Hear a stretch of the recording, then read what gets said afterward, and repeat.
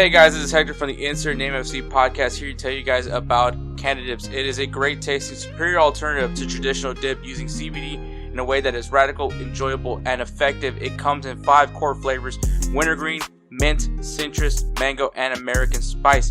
Canadips CBD is the new evolution in dip, allowing guys to enjoy great, long-lasting taste without the downsides. If you guys want to go ahead and try them out, use the code BellyUp20 at CanadipsCBD.com. Once again, BellyUp20 at CanadipsCBD.com, and you'll get yourself 20% off your purchase. Thank you again for Canadips for being a great partner of BellyUpSports.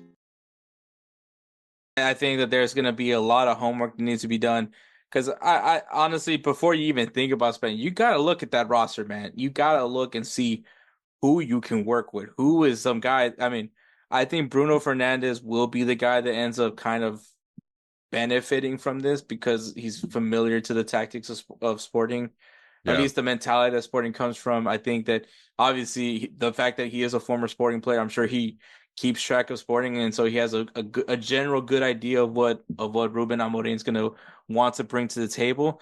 Yeah. But before you even think about a single signing, you got to look at that roster and say what you really have to think, like, do we really need those players?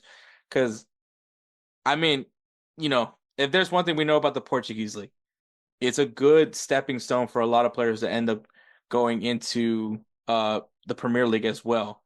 So I think that that's something that maybe they need to look at. Do they need more better defense? Do they need a better attacker? What it is, but then also at the same time, who are you getting rid of that in that Manchester United team? Because there's a lot of dead weight on that team. Let's just be honest. Yeah, I agree. They're almost like in a.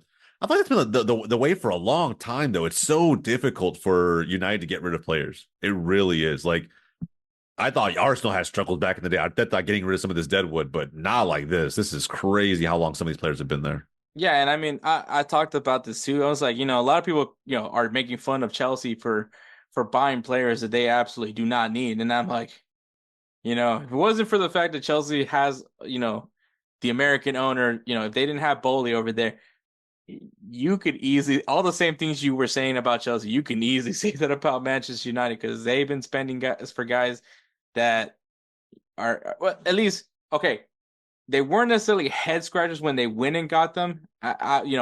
Anthony, I think everyone was like, oh, you got to get this guy. And he hasn't really panned out. Jadon Sancho was like, oh, we got to get this guy. Obviously, now you funny enough, you send him to Chelsea. Yeah. It's those.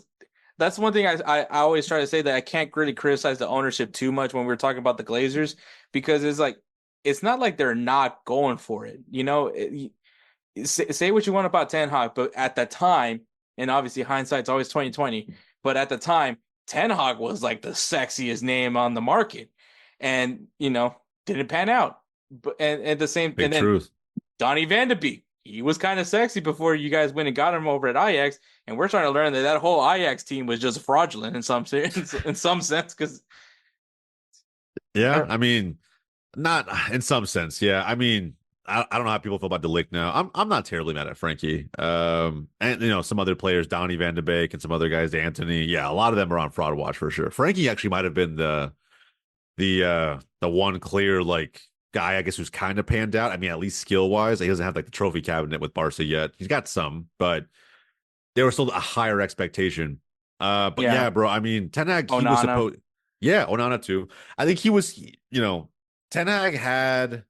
There was a lot of good that he left at ice to take a risk and go to Manchester United and fix a very big problem. Amorim's doing the same thing, bro. I mean, I don't know. It'll be really, really interesting. I can't remember a manager transfer this contentious in recent times. I really can't. I think it's gonna be there's gonna be a massive microscope on Manchester United for at least the remainder of the first half of the season. Man, now that you say that, I think this is the worst time to bring in a new manager, like a fresh manager, Yeah. a young manager, because this honestly should, and I mean, let's be honest, the Arsenal situation, you could probably make a valid argument that maybe Arteta in that moment, you're like, is it really a bright idea to bring in a guy that literally does not have any like manager, like head, club, top, like the guy experience aside from being an assistant to come in and fix Arsenal, which I clearly, once again, I was very much wrong on that, and I apologize to Arteta as much as I can. Um, and he brought my son. So there's a lot of things that Arteta did that I always have to forgive him for, Yeah. I mean, I apologize to him for, it, and hopefully he forgives me. But I think in this scenario, I don't think this is the same situation. I think this is like obscene. This is like you let that kid go out with a credit card and not realizing that he was gonna go buy like a Ferrari with it. Like like this is like kind Yeah. of that like Arsenal at this point and now it's like it looks like an arcade versus what Manchester United did. And I think bringing in this guy to come and try to fix the situation here, maybe you just needed that. And once again, a guy that just finished the year off, just finished the season off, just kind of get to the end, and then maybe bring in Ruben Amorim after that, after probably repeating as the Portuguese champion, and then bring him in because like this is could be a very overwhelming job, and maybe you just need a guy that specializes in shithousery organizations. And I don't I maybe and I could be wrong. I could be wrong at the end of the day too. We all could be wrong on this, but maybe he's gonna be taking it's gonna be too much for him to chew on, is what I'm saying. Yeah. No, I agree, man. I agree. I think it'll be uh, I don't know, man. I'm gonna just keep my expectations open. I think moving forward, that's what United fans have to do. In all honesty, bro, have zero expectations. Yeah, give Amorim a chance by having zero expectations. I agree with Hector. I remember the hype with Ten Hag coming in. What was the quote, bro? What was the quote that Ten Hag had? It was like, "I respect what City and Liverpool have done, but eras come to an end." Oh And it's yeah, like I forgot about that. it's so awkward, right? Like now, right? Like just ironic now that his era has officially come to an end. But that's the thing, man. And it's hard. It's hard for us not to get super excited, bro. I remember how excited I was for Unai Emery to come to Arsenal, and we all saw how that shit went. But the biggest thing I think for Amorim to even have a chance at being successful beyond the 3 season mark that most of these managers post Fergie have gotten is expectations. That's really got to be it from the fans. I mean, don't get me wrong, he can't be a serial loser, but he's got to be given time to become a winner. And so I don't know. We'll see what happens. Yeah, we'll see. I mean, he's starting off in a really bad place, being in 14th. So Can't get much worse though. So there is, silver lining, silver lining. yeah, I Almost mean, almost rock bottom. almost rock bottom, but yeah. Yeah, it's gonna be interesting to see how he turns this around. No, I'm not gonna do a jersey bet with Manchester United. I've learned my lesson on teams that were on the verge of getting eliminated, getting relegated. So I'm not touching that with a 10-foot ball. But um, but yeah, I mean, this weekend is gonna. I believe. Well, it's gonna already have happened at this point. But the Chelsea game is gonna be all eyes to see. I think what Ruben Nistelrooy is gonna it's gonna be a showcase game.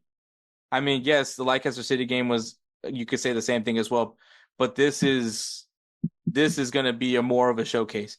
I would love to see Manchester United win this game just because I want to see young Kippa just be full out the press, and I just think I just need that just for my whole past week.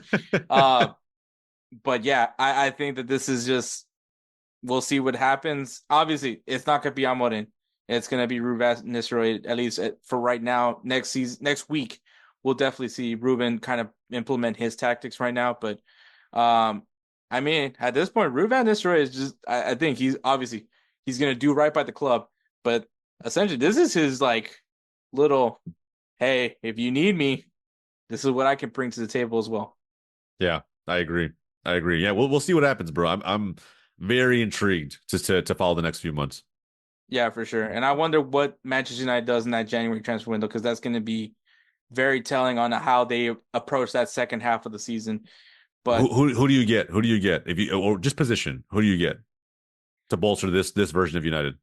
so I was looking at Sporting, and they've only allowed 3 goals so far, and I mean it's 10 games, but still 10-0, only allowed 3 goals versus their 35 goals that they've scored so far this season. I mean, you got to look at one of those center backs, right? Those young center, because that's a young back line as well that's over there in Sporting, and it's a three back. Uh, at least if that's what they're using for Ruben's system. I mean, that kid Ignacio has been a name that everyone keeps looking at. I mean, I think he's played for Portugal now, I think.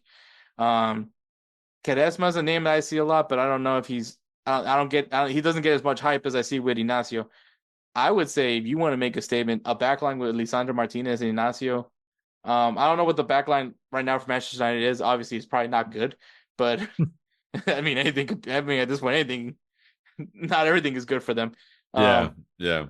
but obviously, defense isn't a sexy signing in any case. But which is, it's sad to say that, but I get excited for a defensive signing, but no one else does. Um, yeah, I don't know, man. I think, but if they do, I just don't think they can. They need an attacker. If that makes any sense. I mean, how many more attackers do you need? Yeah, they don't like in numbers, they don't need an attacker, but they need one of quality. Like Okay, well, that's fair. I thought Xerxes wasn't it. I'll be honest, bro. Like even when they signed him, even when he scored his goal against Fulham, and United fans were like, yeah, see the signing was perfect. It's like, what has he done since then? And of course, hindsight's 2020. But even when he came over from the Serie A, I just felt like he was a different profile than Hoyland, but I don't know, man. He wasn't a clinical finisher. And now, again, United can't, bro, they can't finish their dinner if it's being shoved down their throats for them, bro. Like, I can't think of how many chances I've seen this team miss. And I feel like, yeah, defense will set the ship right. It'll probably, stabilize everything. But I don't know who's going to score goals consistently for this team right now. I So really don't. you're thinking of like an established goal scorer, like a guy that has experience, a guy that knows what it takes to just do his job and put one in the back of the net. A guy like Amorim had at Sporting, and that's why the rumors around Victor Gyökeres is interesting, That's right? And another name I was thinking of as well. yeah, he's someone that I would love to have at Arsenal. I'll be honest, but it would make sense for him to follow his manager to Manchester United. So Xerxes, man, I don't know, might be on his this quickly, right? 6 months into his tenure at United, this dude might be on loan or finding a way out. I don't know. Which is sums up most of the Manchester United guys. I mean, Yeah, that's who that we again. got? Oh, we don't play them. Oh, just get out of here. Or we sign them and they're never available, like Mason Mount, right? It's just I don't know, man. It's crazy. Oh man, I forgot. I forgot Mason Mount even exists. I'm telling you, bro. I think Mason Mount, Anthony, Xerxes, those guys could be out really soon, either this January, maybe not all of them this January, but by this summer, things get really interesting. Yeah, man. Yeah, Manchester United, man, has just been like I said. If we weren't so focused on bashing Chelsea's like packed locker room, we would probably be criticizing Manchester United so much more because it has also been ridiculous with what they've been out like. And it's crazy because like you can go, you're not gonna always. These guys aren't always gonna be hits. Like let's be honest. Like you know, Mbappe sounds cool, but then when you put him not in a position that he wants to play because he's a selfish little prick, he's a.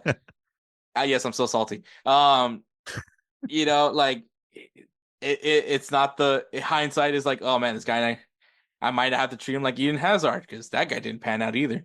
But like, and but for you to be consistently bad at like getting at signing these guys, like it like you have this is like an art now, like to be this bad at like player acquisitions, I agree. like Yeah, bro. I don't know, man. It's impressive. In its own way, it's impressive. like to have all these misses. Like, bro, Jadon Sancho was at the Champions League final last year. It's crazy, man. It's crazy. But again, it just you got to ask yourself, what were they really misses, or was it the manager? And that's why I'm saying like a brand of football solves so many of their transfer business problems. If you know what type of system you're running and the type of football you want to play, it basically is a blueprint for the transfers you should be going after, for the holes you need to fill on the pitch. And if you don't have that, bro, you're just blindly picking players based on whether you like them or not. And I don't know, man. I can imagine investing hundreds of millions on hopes and dreams and just being hopeful of these players panning out. That's very true. But we'll see what happens with Manchester United. We'll see if it's going to be a new start or same old, just same shit, different day. As an Arsenal fan, I hope for the latter, but we'll find out. Yeah, we'll definitely see how it goes, man. But